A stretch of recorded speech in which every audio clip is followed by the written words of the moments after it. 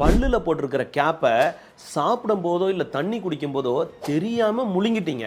என்ன பண்ணணும்? Step 1, first panic ஆகாதீங்க, காமா இருங்க.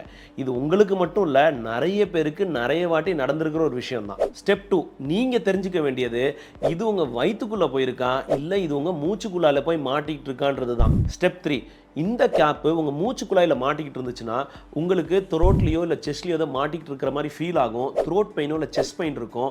அடிக்கடி காஃப் வரும் அண்ட் மூச்சு விடுறதுல கொஞ்சம் கஷ்டமாக இருக்கும். இதே வயிற்றுக்குள்ளே போயிருந்துச்சுன்னா இந்த சிம்டம்ஸ் எதுவுமே உங்களுக்கு யூஸ்வலாக உணர மாட்டீங்க. ஸ்டெப் 4, மூச்சு குழாயில் இருக்கிற சிம்டம்ஸ் உங்களுக்கு இருந்துச்சுன்னா இது ஒரு எமர்ஜென்சி. இதை டிலே பண்ணாதீங்க, இக்னோர் பண்ணாதீங்க.